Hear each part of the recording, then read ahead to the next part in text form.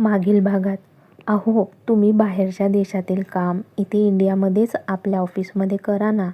ती खूप निरागसपणे बोलते. नाही काव्या, असे नाही होऊ शकत. का नाही होऊ शकत? तुम्ही असे मला सोडून गेलात तर घरचे तर माझी काळजी घेतील. पण माझ्या मनाचे काय? ते तर तुमच्यामध्ये गुंतलेले असेल. मग त्याची काळजी कोण घेईल? ती त्याला विचारत होती. पण त्याचे उत्तर सिद्धार्थकडेही नव्हते. काव्या, ते काही दिवस त्रास होईल, पण एकदाची सवय झाली की विसरायला होईल सगळे. हळूहळू तू घरच्यांमध्ये, कॉलेजमध्ये रमशील. मग नाही येणार माझी आठवण. अशी कशी नाही येणार माझी आठवण? आठवण तर येईलच ना. तुम्ही तर तिकडे निघून जाणार, तुमच्या कामात बिझी होणार. मी पण इकडे काही वेळ घरच्यांसोबत घालवेल, काही वेळ कॉलेजमध्ये. पण आपल्या रूममध्ये आल्यावर आणि ती बोलायचं थांबते. तो काही न बोलता तिला मिठीत कवटाळून घेतो. विचार करत काव्याला झोप लागते. तिची काही हालचाल नाही आहे हे बघून सिद्धार्थ तिच्याकडे पाहतो तर ती झोपलेली असते. तो तिच्या केसांवर किस करतो आणि उचलून आत घेऊन येतो. बेडवर नीट झोपवतो. तो पण तिच्या शेजारी आडवा होतो. खरं तर बोलली बायको तू. तुझी आठवण तर मला पण येईल, पण सवय तर करावीच लागेल ना. तिच्याकडे पाहत तो बोलत असतो. कधीतरी त्याचा पण डोळा लागतो. बघूया पुढील भागात. सिद्धार्थ काव्याला सोडून बाहेरच्या देशात जाणार का? आता पुढे. कथा चालू करण्याच्या आधी मला तुमच्याशी महत्त्वाचे बोलायचे आहे. तुम्ही सगळे जसे माझ्या कथांना भरभरून प्रेम देतात, तसेच माझ्या मैत्रिणीच्या कथांना पण भरभरून प्रेम द्या. माझ्या मैत्रिणीचे पण अशाच कथांचे चॅनल आहे. कथा तिच्या आहेत, पण आवाज माझा आहे. तर @मनगाथा11 मनगाथा या चॅनलला माझ्या आवाजातील कथा तुम्हाला ऐकायला मिळतील. माझी एक विनंती आहे, तुम्ही त्या चॅनलला सबस्क्राईब करून कथेचा आनंद नक्की घ्या. तिथे तुम्हाला समीर आणि राधाची रोमॅन्टिक स्टोरी ऐकायला मिळेल. प्लीज, मी तुम्हा सगळ्यांना विनंती करते. @मनगाथा11 चॅनलला नक्की भेट द्या. आता वळूया आपल्या सिद्धार्थ काव्याकडे. सकाळी पूजा असल्यामुळे काव्याला लवकरच जाग आली. सिद्धार्थ तिला मिठीत कवटाळून झोपलेला होता. त्याच्याकडे बघून तिने स्माईल केली आणि हळूच उठून बाजूला होऊन तिचे आवरायला निघून गेली. फ्रेश होऊन खाली आली. आई आणि माई पण उठलेल्या होत्या. माईंना काव्याने नमस्कार केला. त्यांनी पण अखंड सौभाग्यवती भव आशीर्वाद तिला दिला. सकाळी तिला जे काम दिले गेली होती त्या कामांमध्ये काव्या गुंतली. पूजेला जवळचे नातेवाईक पण काल आले होते, पण आज अजून काही नातेवाईक आणि शेजारचे पण येणार होते. जवळजवळ 100 ते 150 लोकांना आईंनी पूजेसाठी बोलावले होते. त्यांचे सगळं काही काव्या पाहत होती. सगळं काही पाहून झाल्यानंतर ती आईंना मदत करायला किचनमध्ये गेली. पूजेसाठी प्रसादाचा शिरा बनवायचा होता. त्यासाठी लागणारे ड्रायफ्रूट्स काव्या कट करून देत होती. आई प्रसाद बनवणार होत्या. एवढ्या सगळ्या लोकांचा प्रसाद बनवायला बराच वेळ लागणार होता. सकाळी सकाळी सगळ्यांना नाश्ता पण बनवायचा होता. ते नोकर माणसे बनवत होते. काव्य आणि सिद्धार्थचा उपवास होता. सरदेसाई बंगलोमध्ये जहांगीर बंगलोमध्ये सकाळी सकाळी प्रसादाचा सुगंध दरवळत होता. एक एक करून सगळे उठून खाली आले होते, पण सिद्धार्थ अजून पण झोपलेलाच होता. काल बराच वेळ काव्याला पाहत जागी असल्यामुळे त्याला उशिराच झोप लागते. काव्या, काव्या, आई तिला बोलवतात. काय झाले आई? बाळा, इथे सगळं काही झाले आहे. सगळ्यांना नाश्ता देऊन पण झाला आहे. गुरुजी येतीलच थोड्या वेळामध्ये. तू तुझं आवरून घे आणि सिद्धार्थला पण आवरायला सांग. हो आई. एवढं बोलून काव्य त्यांच्या रूममध्ये आली. रूममध्ये येताच दरवाजा बंद करून घेतला. तिचा हँडसम खडूस नवरा हातपाय पसरून बेडवर झोपलेला होता. ती त्याच्याजवळ जाऊन बसली. सिद्धार्थ खूप गाढ झोपलेला होता.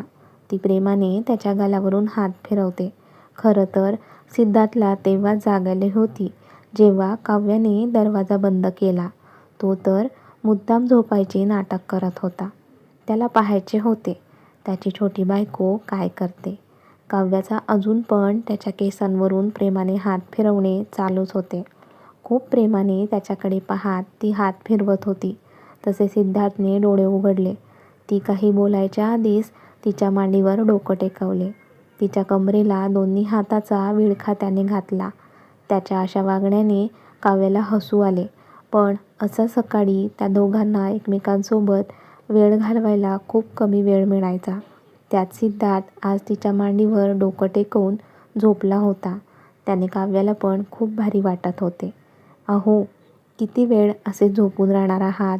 आपल्या इथे आज पूजा आहे. चला फ्रेश व्हा. ते आईंनी दोघांना तयार होऊन खाली यायला सांगितले आहे. गुरुजी पण येतच असतील. 5 मिनिट ना बायको, तो लाडीकपणे म्हणाला. 5च मिनिट. त्यानंतर तुम्ही फ्रेश व्हायला जाणार आहात. हो हो बायको, सिद्धार्थ बोलून तसाच पडून होता. अहो, झालेत 5 मिनिट. जा जाऊन फ्रेश व्हा. तसा सिद्धार्थ उठून फ्रेश व्हायला निघून जातो. आईंनी काल त्या दोघांसाठी कपडे दिले होते. ते दोघं आज ते कपडे घालणार होते. ती बॅग ओपन करते. त्यात सुंदर अशी पैठणी असते. अगदी काव्याच्या रंगाला शोभून दिसेल अशीच चिंतामणी कलरची पैठणी आईंनी तिच्यासाठी आणली होती. सिद्धार्थच्या कपड्यांची बॅग ओपन करते. त्यात तिच्या पैठणीला मॅचिंग पितांबर होते आणि मोतिया कलरचा कुर्ता होता. त्यावर उपरणी आणि टोपी पण होती. तिला कपडे खूप आवडतात. तिची पैठणी घेऊन ती आवरायला घेते. पैठणी चापून नेसल्यामुळे तिच्या अंगावरती खूप चांगल्या प्रकारे बसली. केसांची सुंदर अशी हेअरस्टाईल केली. डोळ्यात काजळ, कपाळावर नाजूकची टिकली, भांगेत सिद्धार्थच्या नावाचे सिंदूर, गळ्यात त्यानेच घातलेले मंगळसूत्र, नाकात नथ, कानात झुबे, गळ्यात मंगळसूत्राला जोड म्हणून सुंदर असा नाजूकसा नेकलेस, हातात पैठणीला मॅचिंग बांगड्या, पायात पैंजण, ओठांवर पिंक कलरची लाईट लिपस्टिक. सगळं काही झाल्यानंतर ती आरशात पाहत काही राहिले का ते चेक करत होती की तो सिद्धार्थ त्याचे आवरून बाहेर आला. टॉवेलला केस पुसत असताना त्याचे लक्ष काव्याकडे गेले, जी आरशात स्वतःला पाहण्यात गुंग होती. खूपच क्यूट ती दिसत होती. त्याने टॉवेल बेडवर टाकला आणि तो तिच्या मागे जाऊन उभा राहिला. त्याच्या हाताचा विळखा जसा तिच्या बोटावर पडला तशी काव्या भानावर आली. तो आरशातून तिच्याकडे एकटक पाहत असतो. त्याची ती नजर बघून काव्या लाजून तिची नजर खाली घेते. ती किंचित तिच्या गालावर किस करत, बायको, आज तू खूपच सुंदर दिसत आहे. एवढी की तुलाच पाहत राहावं असे वाटत आहे. अहो, काव्या लाजून बोलते. तो सिद्धार्थला काहीतरी आठवते.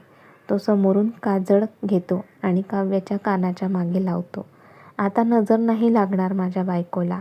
अहो, तुम्ही पण आवरा, आपल्याला खाली जायचे आहे. आवरतो आणि सिद्धार्थ पण त्याचे आवरतो. सिद्धार्थ पण खूप हँडसम दिसत होता. काव्या पण त्याच्या कानाच्या मागे काजळ लावते. माझ्या नवऱ्याला पण कुणाची नजर नको लागायला. सिद्धार्थ हळूच तिच्या कपाळावर ओठ ठेवतो. तिचे हात हातात घेऊन प्रेमाने तिच्या डोळ्यात पाहत असतो. खरं तर दोघांना हळूहळू का होईना एकमेकांबद्दलच्या प्रेमाची जाणीव होत होती. पण ते सिद्धार्थला कडूनही तो त्याच्या प्रेमाला, त्याच्या काव्याला सोडून जायचा विचार करत होता. दोघं एकमेकांच्या डोळ्यात पाहण्यात हरवलेले होतेच की दरवाजावर नॉक झाले. रोशनी बाहेरून त्या दोघांना बोलवत होती. दादा, वहिनी, तुमचे आवरून झाले का? खाली गुरुजी आले आहेत. हो ताई, येतोच आम्ही. खाली काव्या सांगते. या लवकर. एवढं बोलून रोशनी निघून जाते. ती जाता सिद्धार्थ पण काव्याचा हात पकडून तिला खाली घेऊन जातो. खाली बरेच जण आले होते. ते दोघं खाली येत असतात आणि हॉलमध्ये जमा झालेले सगळेच त्या दोघांकडे पाहत असतात. त्या दोघांना असे सोबत बघून माईंच्या डोळ्यात पण पाणी येते. आईचे पण तसेच काहीसे हाल होते. काव्याला बघून बायकांची कुजबूज चालू झाली. सिद्धार्थला शोभेल अशीच आहे काव्या. ते दोघं खाली येतात. आई दोघांच्या अंगावरून हात फिरवत नजर उतरतात. काव्या बाळा, खूप सुंदर दिसते आणि तिच्या गालाला हात लावत बोलतात. इकडे गुरुजींनी पूजेची सगळी मांडणी केली होती. जा बाळा, तिथे जाऊन बसा. ते दोघं तिथे जाऊन बसतात.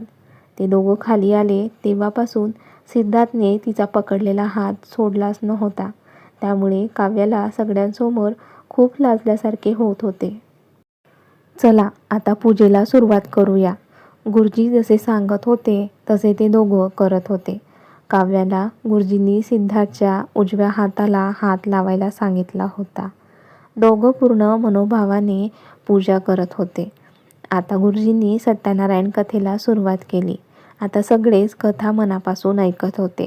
सिद्धार्थला असल्या गोष्टींमध्ये रस नव्हता, पण तो आज सगळं काही मनापासून करत होता, ते पण आपल्या काव्यामुळे.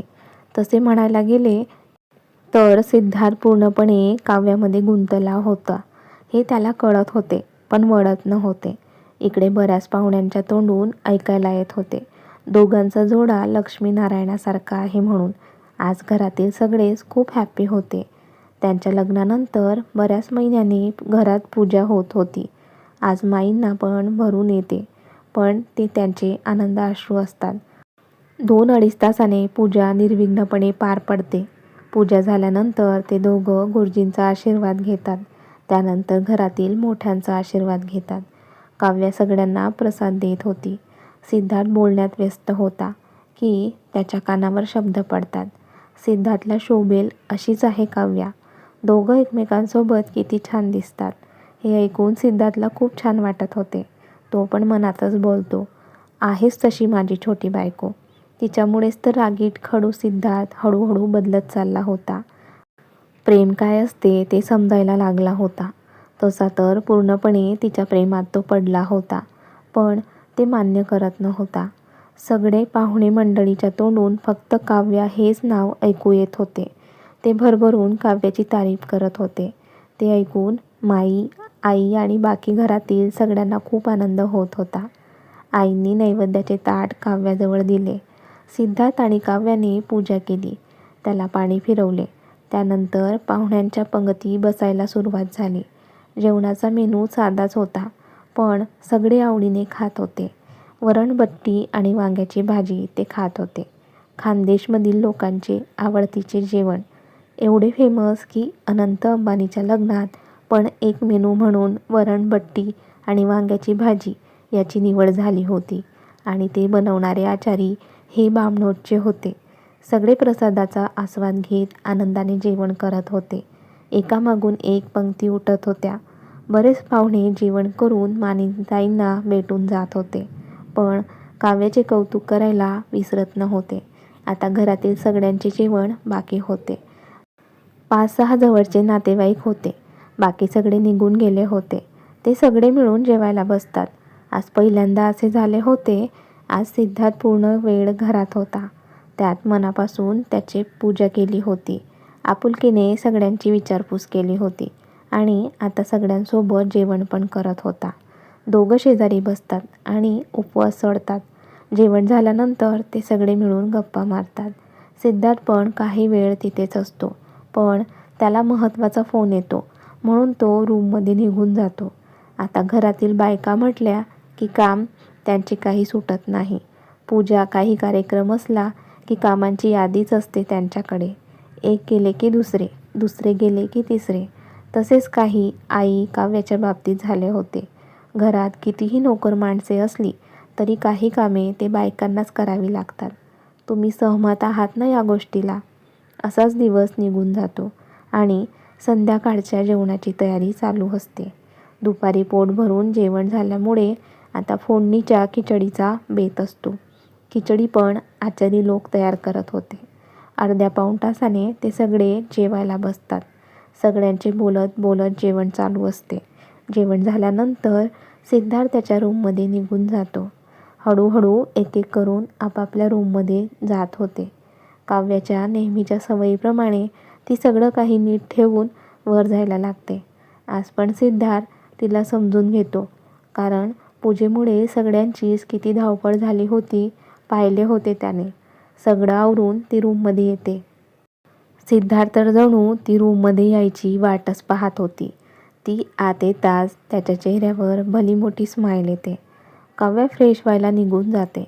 फ्रेश होऊन बाहेर येते. सिद्धार्थ बेडवर बसून तिच्याकडे पाहत होता. प्रेमाने तो हात पुढे करतो तशी काव्या त्याच्याजवळ जाऊन त्याच्या चेस्टवर डोकं टेकवते. आज सकाळपासून पूजेला बसली तेवढीच ती बसलेली होती. सगळं आवरायला रात्रच झाली. आणि आता फ्रेश होऊन आवडत्या व्यक्तीच्या ड्रेसवर डोकं टेकवून बसली होती. सिद्धार्थ पण खूप प्रेमाने तिच्या केसांवरून हात फिरवत होता. सिद्धार्थ तिच्या डोक्यावरून हात फिरवत, काव्या, उद्या माझी सगळी कामं कंप्लीट होणार आहे. ते झाले की मी बाहेरच्या देशात जाणार आहे. तो हे बोलताच ती उठून त्याच्या डोळ्यात पाहते. बोलायला तर खूप काही होते, पण शब्दच निघत नव्हते. तिचे डोळे पाणावतात. तो तिचा चेहरा उजळीत घेतो, तिच्या कपाळावर किस करत. मी जाताना माझ्या बायकोच्या डोळ्यात मला पाणी नकोय. तो असे बोलताच तिचे अश्रू गालावर ओघळतात. काव्या, प्लीज रडू नकोस. माझा निर्णय आधीच झाला होता. मी इंडिया सोडून जाणारच होतो, पण आपले लग्न अचानक झाले आणि पुढे बऱ्याच गोष्टी घडत गेल्या. काही नवीन गोष्टी माहिती पण पडल्या, पण खरं काय आहे त्यापर्यंत अजून मी पोचलो नाही आहे आणि मला पोचायची पण नाही आहे. तिथे पोचण्याचा प्रयत्न केला तर किती आणि काय गुंता पाहायला मिळेल. त्यामुळे मला त्रास करून घ्यायचा नाही आहे, ना तुला त्रास द्यायचा आहे. अहो पण, काव्या एवढंच बोलली. काव्या, आता तू काहीही बोलणार नाही आहे. तो तिला मिठीत कवटाळून घेतो. त्याने सांगितलेले खरं की बोलायचे नाही, पण काव्याचे रडणे मात्र चालू होते. एवढ्या दिवसात त्याची एवढी सवय झाली होती की त्याच्याशिवाय एकटं राहायचा पण विचार केला तरी तिला धडकी भरायची. आणि आता तर सिद्धार्थ तिला कायमचे सोडून जायचे म्हणत होता. रडत रडत काव्या त्याच्या अंगावर झोपून गेली. तिची काही हालचाल नाही आहे बघून सिद्धार्थ तिला हळूच बेडवर नीट झोपवतो आणि तो पण तिच्या शेजारी आडवा होतो. कितीतरी वेळ तिलाच पाहत असतो. खरं तर त्याचेही मन तिला सोडून जायला तयार नव्हते, पण तो स्वतःला समजावतो. तुला काव्याचा विचार करायचा नाही आहे. हळूच तिच्या गालावर किस करून डोळे बंद करून झोपायचा प्रयत्न करत असतो. पण राहून राहून त्याला काव्याचे बोलणे आठवत होते. इथे काळजी घ्यायला सर्वच आहे, पण तुम्हीच नाही. तो सोडून गेल्यानंतर दोघांचे कसे होणार होते त्यांनाच माहिती नव्हते. एक तासही काव्या त्याला दिसली नाही तर त्याचा जीव कसा विसवायचा. आणि आता तर तिला सोडून कायम जायच्या गोष्टी सिद्धार्थ करत होता. खरंच सिद्धार्थ काव्याला सोडून जाईल का? त्यासाठी पाहत राहा कथेचे पुढील भाग. आणि कथेचा हा भाग कसा वाटला कमेंट्स करून नक्की कळवा. व्हिडिओला लाईक करा, जास्तीत जास्त शेअर करा. त्याचबरोबर आठवणीने तुमच्या आवडत्या लाईव्ह मराठी स्टोरीज चॅनलला सबस्क्राईब पण करा. धन्यवाद.